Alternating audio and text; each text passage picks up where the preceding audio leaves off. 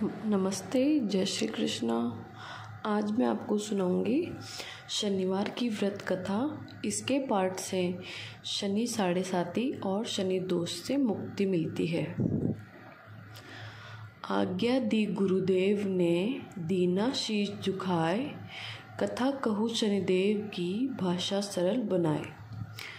सर्वप्रथम श्री सरस्वती को सुमिरन करके, गणपति जी को नमस्कार करके तथा अपने गुरुदेव के चरणों में माथा नवाकर मैं शनिदेव जी की कथा प्रारंभ करती हूँ। यह शनिदेव जो मनवांछित कार्यों को सफल बनाने वाले हैं तथा जिन्हें सकल नर नारी और 33 कोटि देवता योगीश्वर मुनीश्वर ध्याते हैं, वही देव मेरी त्रुटियों को क्षमा करके और मुझे अपनी शरण में लें। मेरे मन में आपके प्रति अगाध प्रेम है। यह बात सर्वविदित है। जो कि लोग शनिदेव को ध्याते हैं उनके सकल मनोरथ सफल हो जाते हैं, तथा जो ऐसे देव को भूल जाता है इस संसार में महान दुख पाता है। 12 हुआ नगर का कामी होता है और अगले जन्म में पशु की योनि में जाता है। जो कथा मैं मंथन से कहने जा रही हूँ उसे आप भी सच्चे मन से ग्रहण करें। एक बार संसार में चहुं ओर पूजे जाने वाले नवग्रह एक स्थान पर एकत्र हुए, परस्पर विविध 4 प्रकार से वार्तालाप करने लगे। जब बात घूमती हुई उस स्थान पर आ पहुंची कि हम नवग्रहों में सबसे बड़ा और सर्वाधिक पूजनीय कौन देव है, तो प्रत्येक ग्रह देवता स्वयं को बड़ा कहने लगे। इस बात पर जब बहुत देर तक वाद विवाद होता रहा तो कोई निर्णय नहीं हो सका। यह तय हुआ कि चलकर इंद्र से इसका निर्णय कराना चाहिए। अतः वह 9 के 9 ग्रह इंद्रदेव के समक्ष उपस्थित हुए। उन सब की बातें सुनकर इंद्रदेव ने भी सोच में पड़ गए, किसे छोटा कहूँ और किसे बड़ा, किमकी श्रद्धा के पात्र बने और छोटा किसके कोप के भोजन। अंत में सोच समझकर निर्णय न करते हुए वह बोले, अल्प बुद्धि इस बात का निर्णय करने में असमर्थ हूँ। मुझे तो आप सभी बड़े नज़र आते हैं और मैं नवग्रह संतुष्ट नहीं हुए और हटने लगे कि इसका निर्णय आपको अवश्य करना चाहिए। तब देवराज बोले, आप लोग मृत्यु लोक में जाइए। वहाँ एक अत्यंत न्यायप्रिय राजा विक्रमादित्य राज्य करते हैं। आप उनके पास जाइए, वह आपका अवश्य कोई न कोई उचित निर्णय कर देंगे। इंद्र से निराश होकर नवग्रह मृत्यु लोक में जाने को तत्पर हो गए। देवराज इंद्र ने जब उन्हें वहां से जाते देखा तो प्रसन्न होकर चैन की सांस ली। इस धर्म संकट में निकलना उनके लिए सचमुच ही कितना दुश्वार था, पर अपनी चतुराई से अपने ऊपर आए संकट को राजा विक्रमादित्य पर टाल दिया। उज्जैन नगरी की उन दिनों सारे ही भारत में धाक थी। एक तो वहाँ राजा विक्रमादित्य के दरबार में बड़े बड़े ज्ञानवान लोगों का सम्मेलन होता रहता था और उस न्याय प्रिय राजा के न्याय में उज्जैन नगरी का सारे भारत में डंका बजता था। स्वर्ग में जब नवग्रहों का निर्णय न हो पाया तो वह अपने अपने विमानों पर आरूढ़ को हो मृत्युलोक पहुँचे। ठीक उसी समय जब राजा विक्रमादित्य का दरबार ठसाठस भरा हुआ था, तब नवग्रह वहां जा पहुँचे। नवग्रहों को इकट्ठा देखकर विक्रमादित्य अपने सिंहासन से उठ खड़े हुए और सभी देवों को सम्मान पूर्वक आसन ग्रहण करने को कहा, किंतु राजा ने इस सम्मान को किसी भी ग्रह देवता ने स्वीकार नहीं किया। तब विक्रमादित्य ने प्रश्नवाचक दृष्टि से उनकी ओर देखा तो बृहस्पति देव ने आगे बढ़कर दृढ़ स्वर में कहा, हे राजन, हम यहाँ तब तक आसन ग्रहण नहीं करेंगे जब तक कि आप हमारा निर्णय नहीं करेंगे कि हम लोगों में सबसे बड़ा कौन है। राजा अपने ऊपर आए इस धर्म संकट को देखकर पल भर तो घबरा गए, परंतु शीघ्र ही उन्होंने स्वयं को संभाल लिया। अब उसने अपने मन में एक युक्ति सोच ली। दरबार में छोटे छोटे आसनों की एक पंक्ति प्रवेश द्वार तक चली गई। राजा ने उन लोगों से कहा कि आप यहाँ पर आसन ग्रहण कीजिए और मैं सोचकर अपना निर्णय करता हूँ। यह कहकर राजा अपने सिंहासन पर बैठ गए। सिंहासन के निकट ही आसन पड़ा था, उस पर भागकर बृहस्पति देव जा बैठे। अगले स्थान पर सूर्यदेव जा बैठे। सूर्य जी के निकट चंद्रमा और फिर इसी क्रम में बुध, मंगल, राहु, केतु इत्यादि ने भी अपना अपना आसन ग्रहण कर लिया। पंक्ति में 8वें थे भार्गव, किंतु उन्हें भी संतोष था कि उनके बाद शनिश्चर बैठेंगे, किंतु आसन प्रवेश द्वार के समीप होने के कारण और सबसे अंत में होने के कारण शनिदेव उस पर नहीं बैठे। राजा विक्रमादित्य ने सोचा था कि जो उस ग्रह उस अंतिम आसन पर बैठेगा वह उसी को विनय और दयाशील के आधार पर बड़ा कह देंगे, पर वहाँ तो बात ही दूसरी हो गई। शनिदेव अति क्रोधी और विकट स्वभाव के देवता हैं। जब वह नहीं बैठे तो 8 ग्रह खिलखिलाकर हंस पड़े। अपना इस प्रकार से अपमान होते देख शनिदेव की आंखें क्रोध से लाल हो गई और भ्रुकुटी तन गई। क्रोध से कांपते हुए बोले, राजन, मुझसे वैर लेकर तुम्हें अच्छा नहीं किया। क्या समझकर तुमने मुझे इस प्रकार से अपमानित करना चाहा और क्यों मुझे तले बैठाना चाहा? चांद का प्रभाव 2.25 दिन रहता है और सूर्य, शुक्र और बुध का प्रभाव केवल आधा मास, सोम और मंगल 2 मास और गुरु 13 मास, राहु और केतु 18 मास रहते हैं, जबकि मैं 7.5 वर्ष तक रहता हूँ। इसलिए हे राजन, तू सावधान हो जा। तूने जो अपमान किया है इसका दंड तुझे अवश्य मिलेगा। राजा ने कुछ दिन तो आराम से बीत गए, लेकिन शीघ्र ही शनिदेव का कोप दृष्टि फिरी और राजा पर 7.5 आ गई। उन्हीं दिनों एक व्यापारी कुछ घोड़े बेचने के लिए उज्जैन नगरी में आया और सुंदर सुंदर घोड़े देखकर राजा जी का मन ललचा गया। राजा ने उन्हें खरीदने का आदेश दिया। घोड़ों में से एक घोड़ा भंवर नाम का था। राजा उस पर चढ़कर देखने लगे। कुछ ही देर तक तो घोड़ा राजा को लिए वहीं घूमता रहा, लेकिन फिर सहसा भाग खड़ा हुआ। राजा को बड़ा अचंभा हुआ। घोड़ा एक भयानक जंगल में राजा को पटककर अंतर्ध्यान हो गया।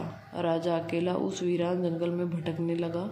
साय के समय जब उसे प्यास बहुत सताने लगी तो वह जोर जोर से चीखने लगा। उधर एक पगडंडी पर एक ग्वाला अपने गांव को जा रहा था। वह राजा की आवाज़ सुनकर रुक गया। राजा उसके पास गया। ग्वाले ने उसकी व्यथा जानकर उसे निकट की नदी पर ले जाकर एक पानी पिलाया। पानी पीने के बाद राजा स्वस्थ हो गया और प्रसन्न होकर उस ग्वाले को अपने हाथ की अंगूठी उतार कर दे दी और उसने कहा कि मैं उज्जैन का रहने वाला हूँ, यहाँ रास्ता भटक गया हूँ, तुम मुझे रास्ता दिखाओ। तब ग्वाला उसे अपने साथ गांव में ले आया। वहाँ एक मिष्ठान की दुकान पर राजा ने मिठाई खा पीकर भूख मिटाई और दुकानदार को भी एक अंगूठी उतार कर दे दी। दुकानदार के पूछने पर उसने उससे भी यही कहा कि उज्जैन नगरी का रहने वाला है और उसका नाम बोना है। फिर वह दुकान के बंद होने पर वहीं बैठ गया और बातें करता रहा। उस दिन दुकानदार की बिक्री बहुत हो गई। उसने सोचा, यह भगवान पुरुष है जो इसके आने से आज मेरी इतनी बिक्री हुई है। इसलिए रात होने पर वह उससे बोला कि उसके साथ उसके घर चलें, उसके साथ ही भोजन करें। राजा मान गया। जब वह दोनों घर पर पहुँचे तो दुकानदार की पत्नी ने उनका बड़ा स्वागत किया, सत्कार किया और अतिथि के लिए विशेष रूप से भोजन तैयार किया। भोजन करते समय एक अद्भुत घटना घटी।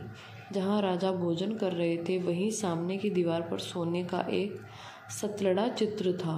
सहसा ही वह हार टंगा हुआ था, उसके पीछे वहाँ से अदृश्य हो गया। दुकानदार के यहाँ एक बांदी थी। उसने जाकर घर की मालकिन से कहा कि वहाँ खूंटी पर हार नहीं है। जब बात दुकानदार तक पहुँची तो उसने राजा से पूछा। राजा बोला, मुझे तो नहीं मालूम और तुम्हारे और मेरे अतिरिक्त तो यहाँ कोई भी नहीं था। सच सच बताओ, हार कहाँ है? मुझे नहीं मालूम। राजा फिर बोले, मेरे पास कोई हार नहीं है। जब कोई निर्णय नहीं हो सका तो दुकानदार राजा को उसके नगर के राजा के पास ले गया। उस नगर के राजा ने विक्रमादित्य की भोली भाली सूरत देखी तो बोला, यह व्यक्ति कभी भी चोरी नहीं कर सकता, और यह कहकर उसने विक्रमादित्य को छोड़ दिया। विक्रमादित्य जब उसे नगर में यूं ही इधर उधर घूम रहे थे, तब उस नगर के एक तेली ने उनसे कहा कि उनके यहाँ काम कर लो, तो वह रहने के स्थान और खाने की सामग्री भी दे देंगे। तो राजा मान गए और तेली अपने घर पर ले गया। वहाँ सारा दिन धानी पर बैठा और बैलों को हाँकता रहा, और तेली बाजार में तेल बेचकर आता। जब वर्षा ऋतु आई और मूसलाधार वर्षा होने लगी, तब धानी पर बैठे हुए विक्रमादित्य ने मौज में आकर ऊंचे राग में स्वर अलापना आरंभ कर दिया। निकट ही उस नगर के राजा राजमहल था। वहाँ खिड़की में बैठी राजकुमारी ने जब राजा का मधुर स्वर गीत में सुना तो वह अपना दिल हार बैठी। उसने बांदी को पता करने के लिए भेजा। बांदी वहाँ राजा को गाते हुए देखकर लौटी तो राजकुमारी बोली, वहाँ पर तो कोई अति सुकुमार नवयुवक बैठा मस्ती में आंखें बंद किए गा रहा है। राजकुमारी ने सुना तो अन्न जल त्याग दिया। रात तक जब उसने कुछ नहीं खाया तो रानी ने आकर उसे समझाया, पर वह बोली कि वह तो उसे गाने वाले से ही शादी करेगी। रानी ने जाकर राजा से कहा कि राजकुमारी एक तेली पर मोहित हो गई है और उसे ब्याह रचाना चाहती है। राजा ने सुना तो बहुत युद्ध हुआ। उसने तेली के घर से विक्रमादित्य को बुलाया और उसके हाथ काटकर जंगल में फिकवा दिए। यह बात जब राजकुमारी को पता चली तो वह और भी अपनी बात पर दृढ़ हो गई। बोली, मैंने तो अब उसी को अपना वर मान लिया है। वह चाहे कैसा भी हो, उसी से विवाह करूंगी। बेटी की हट देखकर लाचार हो राजा ने दोबारा विक्रमादित्य को नगर में बुलवाया और उसे राजकुमारी का मामूली ढंग से परिग्रहण कराया और एक साधारण मकान में दोनों को बसा दिया। वहीं दोनों रहने लगे। एक दिन जब विक्रमादित्य सोया था तो स्वप्न में उसे शनिदेव नजर आए।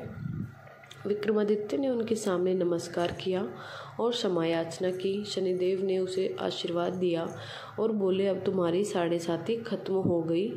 राजा बोले, मुझे जो गलती हुई उसके लिए मुझे क्षमा कर दो। शनिदेव ने मुस्कुराकर उसे आशीर्वाद दिया और राजा के दोनों बाजू दोबारा निकल गए। राजा ने अपनी पत्नी राजकुमारी को रात को जगाया नहीं। वह रात को उसके गले में अपनी बाहें डालकर सो गए। जब सुबह राजकुमारी की आंखें खुली तो उसने अपने गर्दन में बाहें पड़ी देखी तो वह चौंक कर उठ बैठी। लेकिन शीघ्र ही विक्रमादित्य ने जाकर उसको सब बातों से अवगत करा दिया। जब वहाँ के राजा को यह बात मालूम हुई तो वह भागा भागा आया और उस अपंग को फिर से स्वस्थ देखकर चकित रह गया। उसको भी विक्रमादित्य ने यही कहा कि यह सब शनिदेव की कृपा का फल है, और विक्रमादित्य ने अपनी वास्तविक परिचय भी उस राजा को दिया और सारा किस्सा विस्तार में सुनाया। सुनते ही राजा विक्रमादित्य ने चरणों में गिर गया और क्षमा याचना करने लगा। बस यह खबर शीघ्र ही सारे नगर में फैल गई। दुकानदार को जब यह खबर मिली तो वह भागा भागा आया और विक्रमादित्य के पांव पर लौटने लगा। विक्रमादित्य ने उसे उठाकर आसन पर बिठाया और कहा, तुम घर जाकर उससे खूंटी पर देखो, हार टंगा होगा। और सच में ही वही हार टंगा हुआ था। राजा ने नौकरानियों के साथ लश्कर समेत विक्रमादित्य को विदा किया। राजा विक्रमादित्य जब राजकुमारी को लेकर अपनी नगरी उज्जैन में लश्कर समेत पहुंचा तो सारी नगरी में उत्साह छा गया। अपने राजमहल में प्रवेश करने से पूर्व विक्रमादित्य ने नवग्रहों की पूजा की और शनिदेव को सर्वोच्च स्थान दिया। साथ ही उसने नगर भर में ढिंडोरा पिटवा दिया कि शनिदेव मनोवांछित फलों को देने वाले हैं और नवग्रहों में सर्वोच्च स्थान रखते हैं। इस प्रकार शनिदेव को मनाकर विक्रमादित्य ने अपने राज्य, यश और कीर्ति को प्राप्त कर लिया। बोलो श्री शनिदेव की जय। बोलो श्री नवग्रहों की ही जय। जैसी सुनी तैसी कही, इसमें झूठ न सांच। विक्रम भूप इतिहास को सज्जनों देखो बाँच। सुने सुनावे शनि कथा, गावे जो चितलाए।